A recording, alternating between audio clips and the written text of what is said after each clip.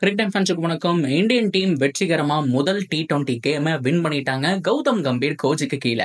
So மேட்சை பொறுத்த வரைக்கும் லைட்டா ஒன் சைட் கேமா போற மாதிரி தான் இருந்துச்சு ஃபர்ஸ்ட் இன்னிங்ஸ்ல. ஆனா செகண்ட் இன்னிங்ஸ்ல ஸ்ரீலங்காவுடைய பேட்டிங் பார்த்துட்டு எப்பா கண்டிப்பா சேஸ் பண்ணிடுவாங்க அப்படிங்கிற மாதிரி தான் இருந்தது. பட் இருந்தாலும் இந்தியாவுடைய பவுலிங் அட்டாக் கடைசி டைம்ல லாஸ்ட் ஒரு 7 hours அப்படிங்கும் போது நல்லாவே போட்டாங்க. அதுல எந்த விதமான மாற்றமும் கிடையாது.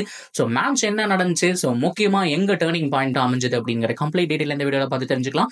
அதுக்கு முன்னாடி ஃபர்ஸ்ட் டைம் சேனல் வரீங்கன்னா மறக்காம சப்ஸ்கிரைப் பண்ணி சப்போர்ட் பண்ணுங்க. அப்போ அப்டேட் எல்லாமே உங்களுக்கு வந்து சேரும். சரி வாங்க வீடியோக்குள்ள போலாம்.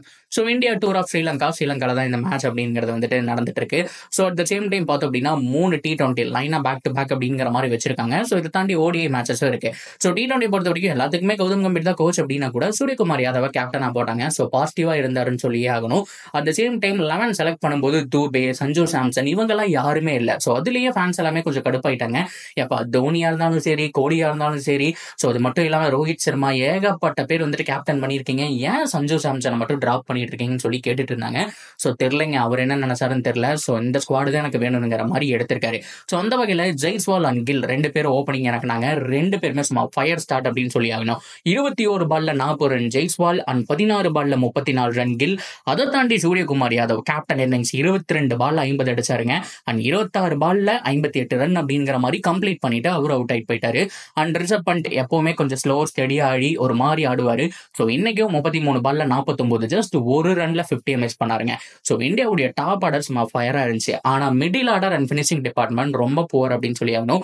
ஹர்திக் பாண்டியா 9 ரன்னுக்கு அவுட், பராக் ஒரு 7 ரன்னுக்கு அவுட், ரிங்கு சிங் 1 ரன்னுக்கு அவுட், அண்ட் அக்ஷர் பட்டேல் ஒரு 10 ரன் தாங்க அடிச்சாரு. ஸோ ஓவராலா டீம் உடைய ஸ்கோர் அப்படிங்கிறது வந்துட்டு கண்டிப்பா 200 தாண்டுவாங்கன்னு எக்ஸ்பெக்ட் பண்ணா ஆக்சுவலா 250 போயிருக்க வேண்டியது. ஏன்னா அந்த அளவுக்கு கிட்டத்தட்ட பவர் பிளேலேயே 80 ரன் ஆல்மோஸ்ட் 78 வந்துட்டாங்க. ஆனா அன்பார்ச்சுனேட்லி வந்துட்டு 213 அப்படிங்கிற மாதிரி போட்டாங்க. நல்ல டார்கெட் தான். ஆனா ஸ்ரீலங்காவுடைய பேட்டிங் பார்த்துருந்தீங்க அப்படின்னா உங்களுக்கு தெரிஞ்சிருக்கும். ஏன்னா சரியான ஒரு ஃபயர்டி ஸ்டார்ட்னு சொல்லி ஆகணும். நிசான்கா அண்ட் கே மெண்டஸ் இவங்க 2 பேர் தான் வந்துட்டு ஓப்பனிங் இறங்கினாங்க. ஸோ 2 பேருமே பார்த்தோம் அப்படின்னா டீசெண்டா ஆடினாங்க. ஸோ நிசான்கா பொறுத்த வரைக்கும் 79 ரன் ஹியூஜான அடி அடிச்சாருன்னு சொல்லி ஆகணும். அண்ட் மெண்டஸை பொறுத்த வரைக்கும் 45 ரன் அடிச்சாரு. அது மட்டும் இல்லாம குஷல் பெரேரா உள்ள வந்ததுக்கு அப்புறம் கொஞ்ச நேரம் அப்படியே வந்துட்டு பொறுமையா ஆடுற மாதிரி இருந்தது. ஸோ அவரும் ஒரு 20 ரன் அடிச்சிருக்கும் போது அவுட் ஆயிட்டாரு. ஸோ மேட்ச் அப்படிங்கிறது 13 ஓவர் முடிவில் அவங்க கையில தாங்க இருந்தது. தாராளமா வின் பண்ணி இருக்க வேண்டிய மேட்ச். ஆனா அன்பார்ச்சுனேட்லி அக்ஷர் பட்டேலுக்கு ஒரு ஓவர் கிடைச்சது. First ball and last ball wicket எடுத்தாரு. இதுக்கு முன்னாடி ஏர்லி பிரேக் த்ரூ கொடுத்து வந்தது ஹர்ஷ்தீப் சிங் தான். ஸோ அவரையும் வந்துட்டு நம்ம பாராட்டி ஆகணும். இதை தாண்டி அவங்களோட மிடில் ஆர்டர் டிபார்ட்மெண்ட் நம்மளை விட ரொம்ப போரா இருந்துச்சுன்னு சொல்லி ஆகணும். ஸோ மெண்டஸ் நல்லா பண்ணல, அஸ்லங்கா கேப்டன் முதல் கொண்டு நல்லா பண்ணல.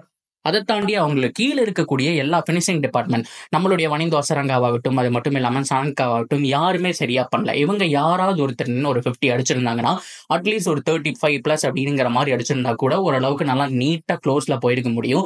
அன்பார்ச்சுனேட்லி கையில் இருந்த ஒரு மேட்சை விட்டுட்டாங்க. நிஷான்கா அந்த இன்னிங்ஸுக்கு கண்டிப்பா ஜெயிச்சு கொடுத்துருக்கணும். ஸோ அன்பார்ச்சுனேட்லி அவரும் எவ்வளவு நடந்தா போராடுவாரு. ஸோ மிடில் ஆர்டர் ரொம்ப ரொம்ப போறீங்க.